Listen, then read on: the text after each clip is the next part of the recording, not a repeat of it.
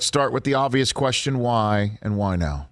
What do you got for me on that with Helton? All right. So, look, Clay Helton has been on the hot seat at USC really since about 2018. That's a long time. Recruiting has suffered, and they gave him every opportunity. I think they have the new, relatively new athletic director, Mike Bone, had kind of really gave him more support, more infrastructure, and they thought they'd reshaped his staff. But the reality is the problem is still the product on the field.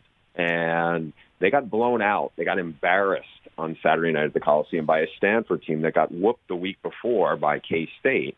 You had fans flocking to the exits. From what I'm told, Mike Bone, the AD, was disheartened, borderline disgusted by what he saw as well. And I think come Sunday, he realized it's not a matter of if, it's a matter of when.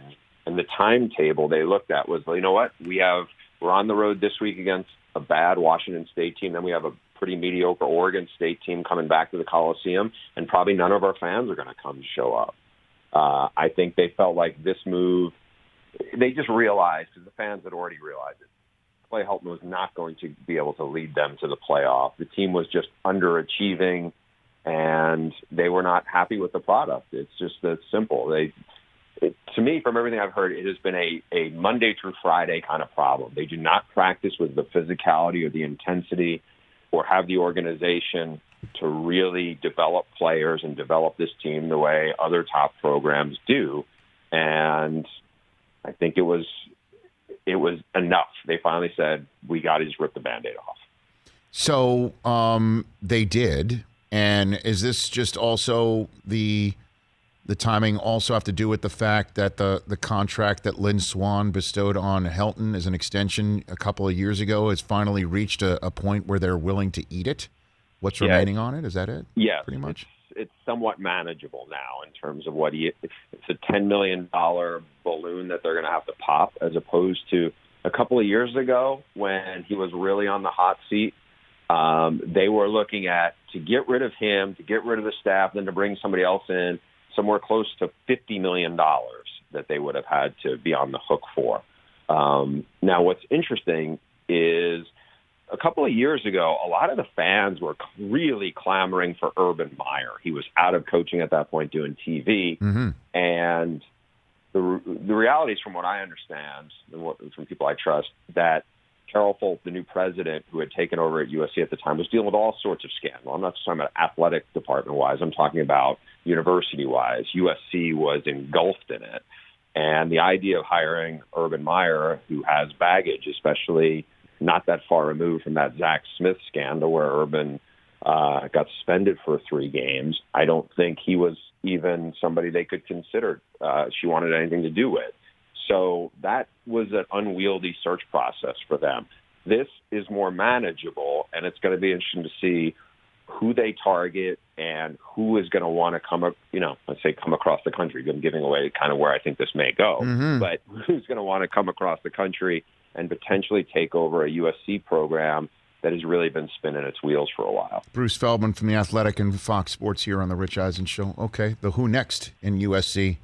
Walk me through your thought process and who might be on the radar screen of a former Cincinnati athletic director and what might be informing his decision to replace Clay Helton.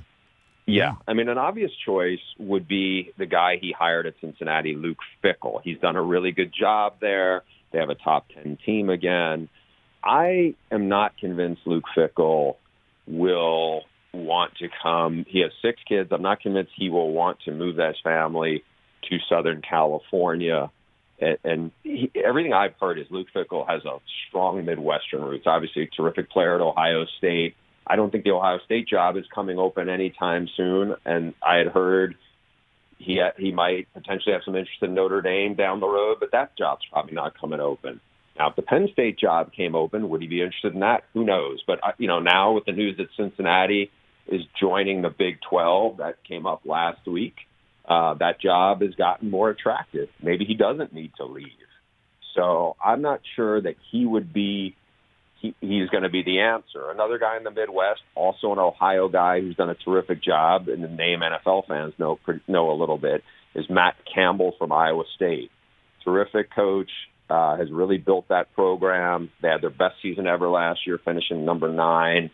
That to me might be a little more, I don't say better fit, but I would be less surprised if he were to make the move. Now, again, he's had opportunities. There's NFL teams that are interested in him.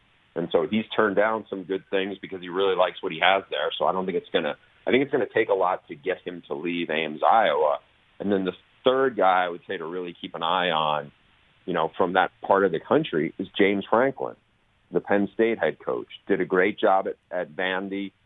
He's done really well at Penn State. He's been there a long time, Rich. I mean, now, and I'm not saying he's getting stale there or anything, but he has been there for a long time. You could see, anybody who knows James Franklin could see his personality resonating really well in Los Angeles at USC. I think that would play well.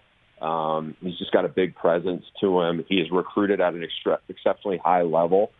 So, again, he's a guy I could see USC being very interested in, and I could see at the end of the day him having a lot to think about with it. The kind of a wild card guy to keep an eye on is Mario Cristobal. He's in the same conference. He's at Oregon, just had a huge win where they whipped Ohio State in Columbus. He's recruited in Southern California really well. He's got a great situation, and I know he thinks he has a team that has a chance to win national titles in the next 2 years on what he's built. So, would he be tempted to leave? I think that's a call that USC may want to at least kick the tires on. What does USC have going for it?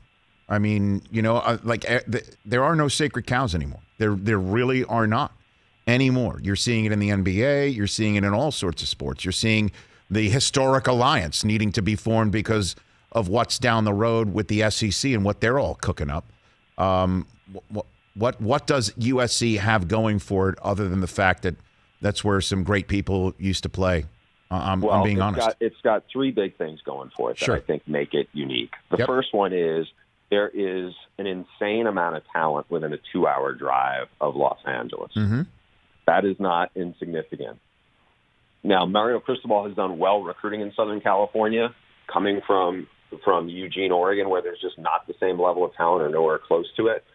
But it has helped because you had the coach at USC be basically what feels like a lame duck coach for 3 years. That has made a lot easier for people to recruit talent out of here. It wasn't so easy when Pete Carroll had it going, and honestly, it wasn't even that easy when Lane Kiffin came in after him. So that's one thing. The other thing is no Power 5 school is better positioned compared to the rest of its league to be a top dog than USC is in the Pac-12, especially in the Pac-12 South. It has different resources. It has different tradition. It has such a recruiting base. If you're at your alma mater, if you're at James Franklin School, Penn State, you still got Ohio State in your division. Even if you're at Alabama, you got LSU, you got Texas A&M, you got Georgia right there, not far away. You got Florida. That's a lot of other heavyweights to compete with. What Mario Cristobal has done with Oregon, and certainly they had a ton of success when Chip Kelly was there, and then when Mark Helfrich, followed up that.